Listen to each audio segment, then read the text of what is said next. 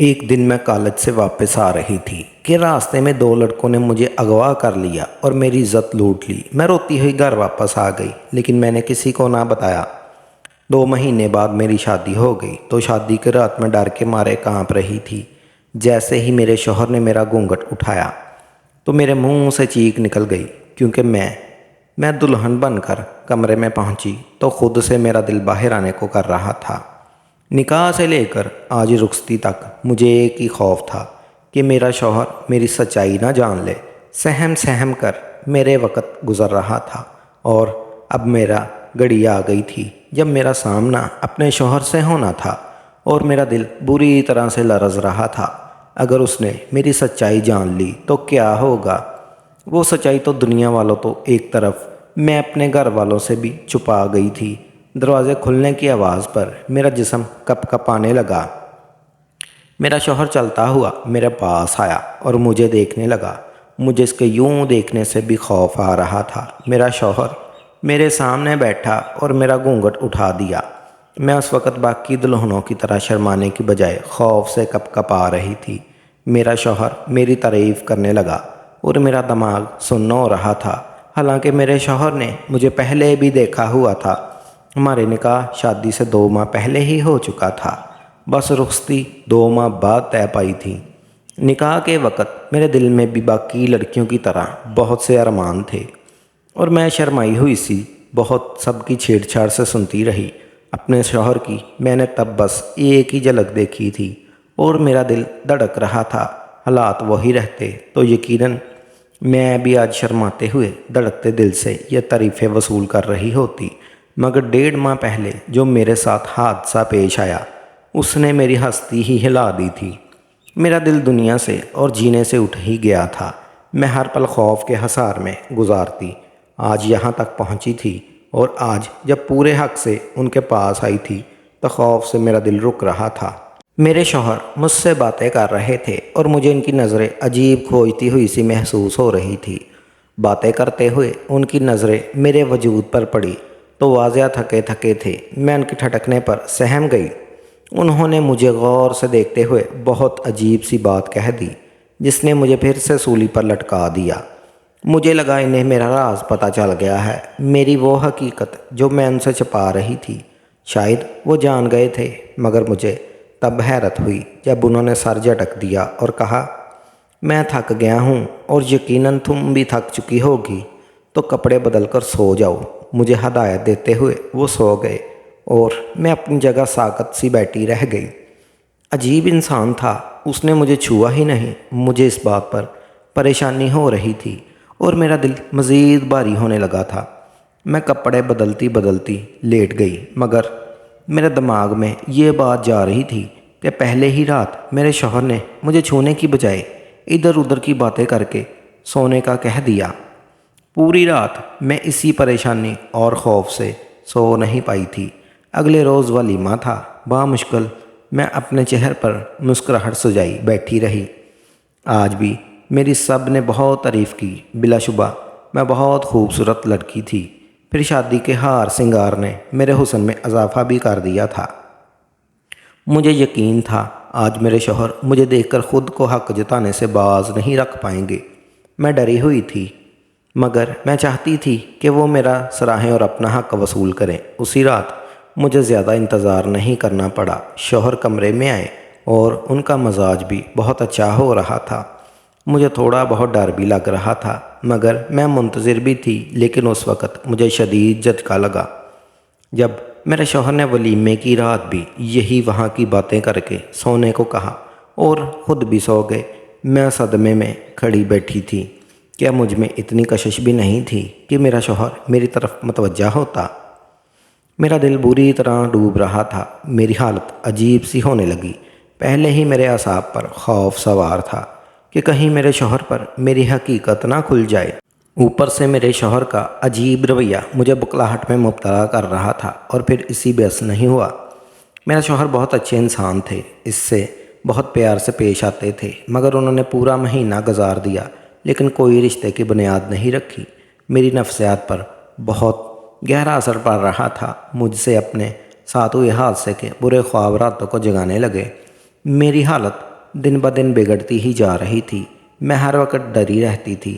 تیسرا ماہ شروع ہوا تو میرے جسم کی ساخت بدلنے لگی اور مجھے یہی خوف تھا۔ میں چاہتی تھی اس وقت سے پہلے میرے شوہر سے میرا مضبوط رشتہ بن جائے، مگر ایسا نہیں ہو پایا تھا اور اب یقیناً میری حقیقت کھل جاتی۔ مسلسل ذہنی دباؤ میں رہنے کی وجہ سے میری حالت خراب ہو رہی تھی۔ ایک دن میری طبیعت بہت زیادہ بگڑی تو میرے شوہر مجھے ڈاکٹر کے پاس لے گئے۔ ڈاکٹر نے میرا چیک اپ کر کے وہی کہا جس کا مجھے خوف تھا۔ وہ بول رہی تھی کہ میں ماں بننے والی ہوں اور میری پریگننسی کو تیسرا مہینہ شروع ہو چکا ہے، اور میں سہمی ہوئی سر ڈال کے بیٹھی تھی۔ اب یقیناً میرے شوہر مجھ سے ختم کر لیتے سارے تعلقات، کوئی بھی غیرت مند انسان یہی کرتا۔ میرا دل چاہا میں چیخ چیخ کر روں، مگر میرا وجود بالکل بے جان اور ٹھنڈا ہو رہا تھا۔ ڈاکٹر صاحب میرے شوہر کو ہدایت دے رہے تھے کہ ذہنی دباؤ کی وجہ سے میری حالت ناساز ہے اور مجھے اچھی خوراک کے ساتھ ساتھ اچھے ماحول کی بھی ضرورت ہے۔ وہ نہیں جانتی تھی میرا یہ ناجائز بچہ ہے۔ میری آنکھوں میں 6 ماہ پہلے ہوا حادثہ کسی فلم کی طرح چل رہا تھا۔ 3 ماہ پہلے اپنے نکاح سے تقریباً 1 ماہ بعد میں ایک صبح اپنے کالج جا رہی تھی جب وہ نقاب پوش نوجوانوں نے مجھے اغوا کر لیا۔ میں اس وقت ایک قدر سنسان جگہ پر تھی، اس لیے میری چیخوں پکار بھی کوئی فائدہ نہیں ہوا اور لڑکے وہیں قریب کسی جگہ لے جا کر میری بے بسی کا فائدہ اٹھاتے رہے، میری عزت لوٹتے رہے۔ میں نے بہت فریاد کی، میں نے بہت واسطے دیے، مگر وہ بہرے ہو چکے تھے۔ میں چیخ چیخ کر رونا چاہتی تھی مگر میری آواز بالی گئی تھی۔ میں کچھ نہیں دیکھ پائی تھی، نہ میں کچھ جانتی تھی۔ مجھے بس اتنا یاد تھا کہ ایک لڑکا جس نے میرے ساتھ زیادتی کی تھی، اس کے پورے چہرے پر عجیب سی شکل کا سیاہ ماسک چڑھا ہوا تھا اور سیاہ شرٹ بھی عجیب سا لگ رہا تھا، مگر یہ ثبوت نے بعد میں تلاش کرنے کے لیے ناکافی تھے۔ اس روز میں نیم بے ہوش تھی، کچھ دیر تو وہیں پڑی رہی اور مجھے لگا کہ میں مر جاؤں گی۔ اگر نہ مری تب بھی میں اپنی جان لینے چاہتی تھی۔ کچھ دیر بعد ان نقاب پوش لڑکوں نے مجھے اسی جگہ پر جا کر چھوڑ دیا جہاں سے وہ مجھے لے گئے تھے۔ میں خود کو سنبھالتی روتی دھوتی گھر پہنچی تو چھوٹی بہن کے علاوہ کوئی نہیں تھا۔ میں اپنے کمرے میں جا کر بند ہو گئی اور پھوٹ پھوٹ کر رونے لگی۔ مجھے غم اور پریشانی سے بخار ہو گیا۔ راتوں کا میں ڈر جاتی اور مجھے خواب میں وہ نقاب پوش نظر آنے لگتے تھے۔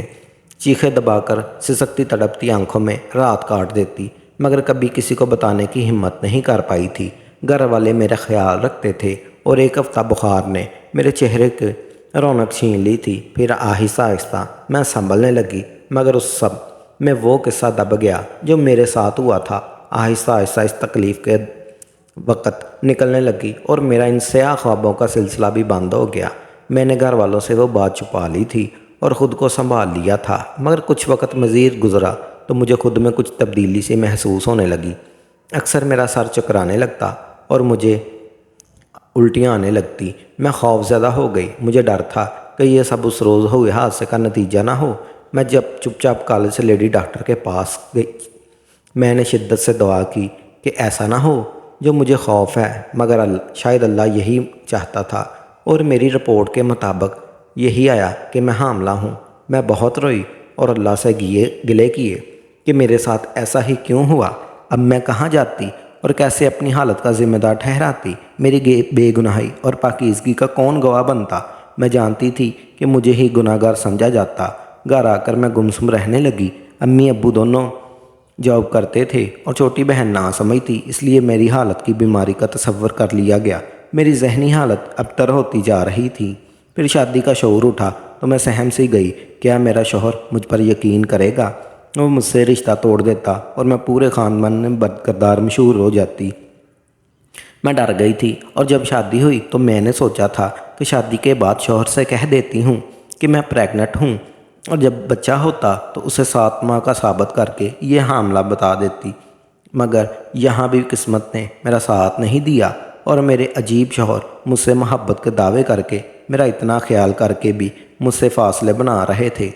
اور اب ڈاکٹر نے تو حقیقت کھول ہی دی تھی۔ اب میں جان گئی تھی گھر جا کر میرا شوہر مجھے برا بھلا کہے گا اور بد کرداری کا الزام لگا کر مجھے طلاق دے دے گا۔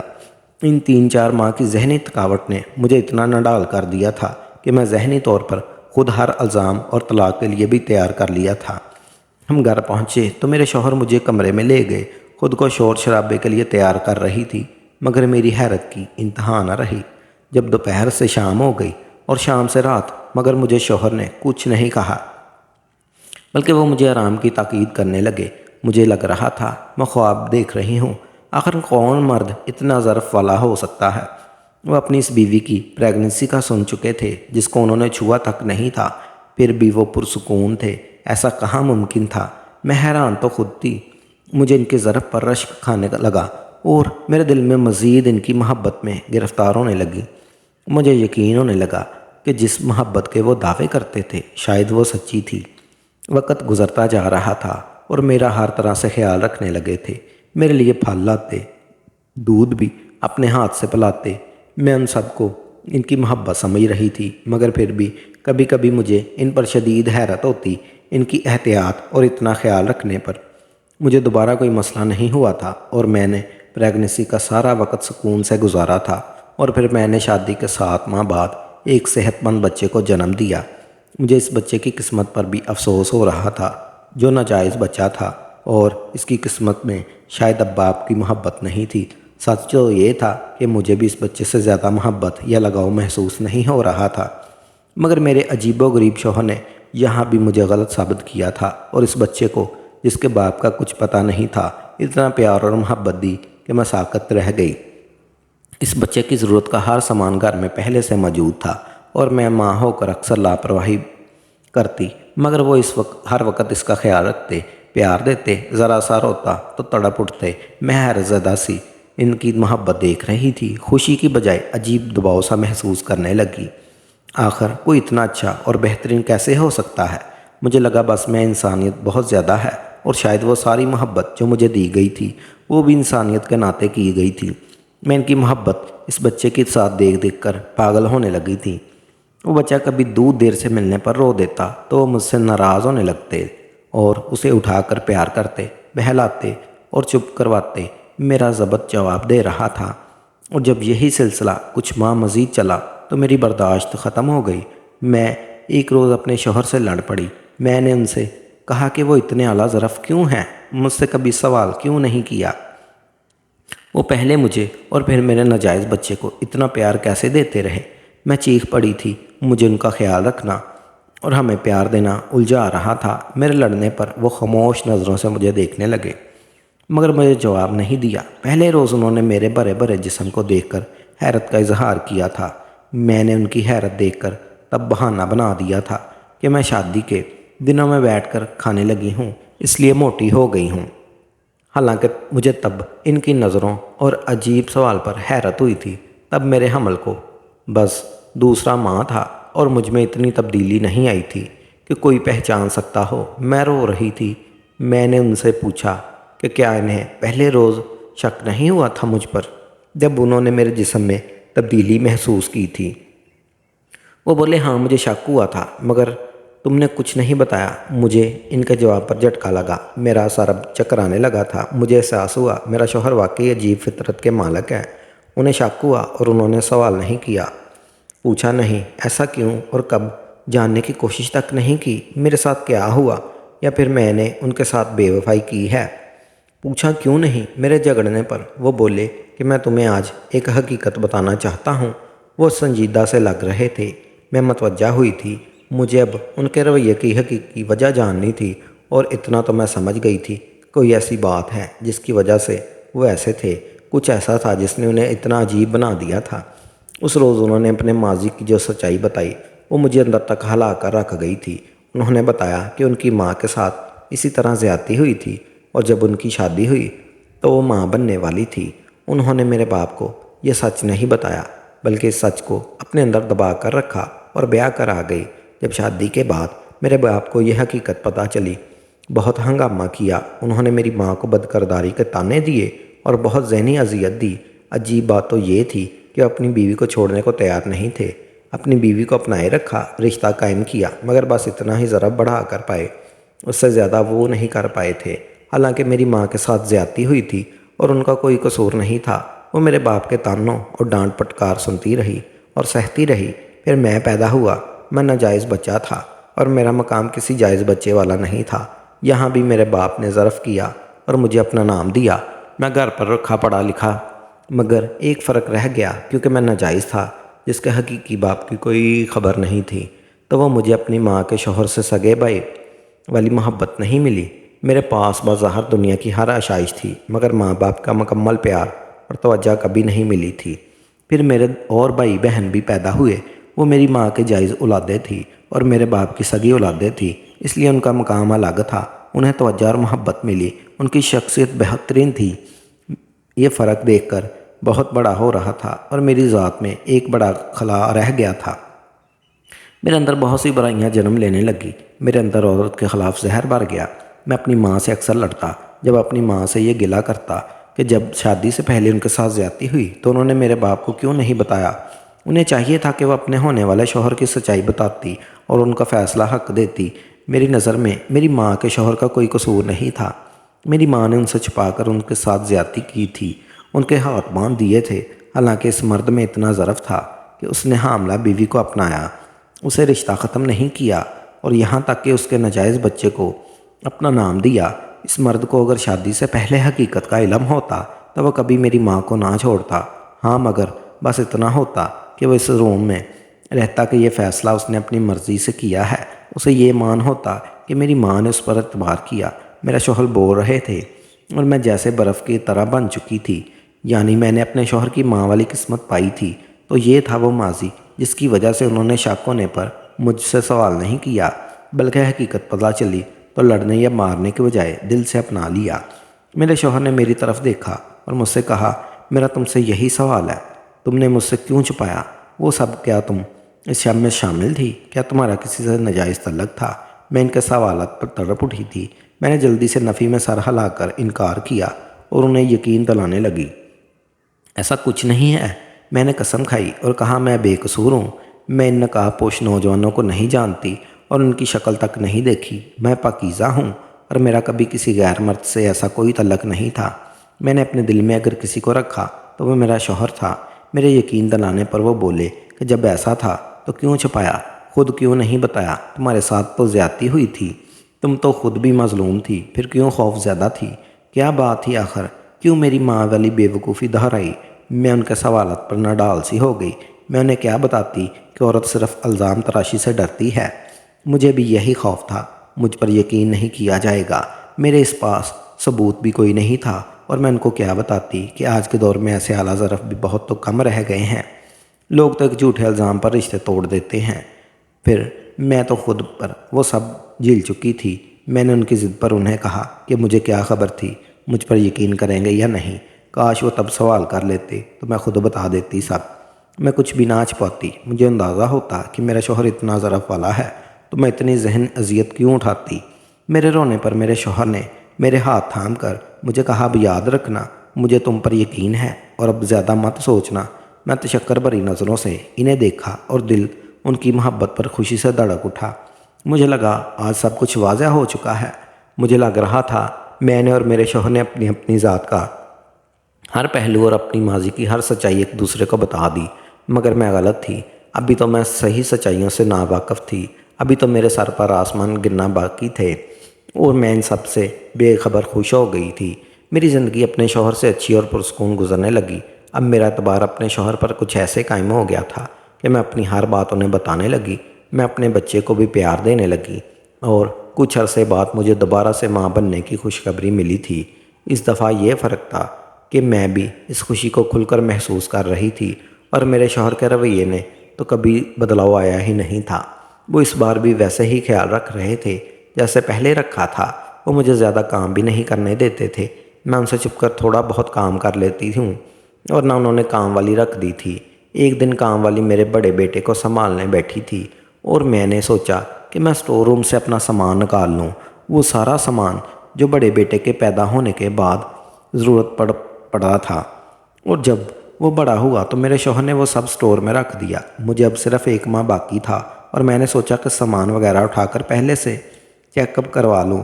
میں اسٹور کی لائٹ آن کیے پرانے ایک صندوق کھول کر سارا سامان نکال رہی تھی جب مجھے ایک قدر پرانے صندوق سب سے آخر میں ایک پرانا شوہر پر ملا۔ میں نے بھی وہ اٹھا کر سامان میں رکھا اور کام والی کو بلا کر وہ سارا سامان میرے کمرے میں لے جانے کو کہا۔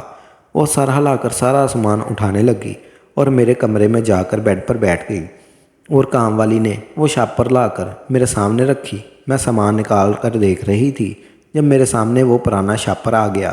میں نے اسے کھولا، اس کے اندر سے جو سامان نکلا وہ میری روح فنا کر گیا۔ میں سر تو پیر تک کپ کپا گئی، میرا دل ڈوب رہا تھا، میرا دل ڈوب رہ گیا، یقین کرنے کو تیار نہیں تھی۔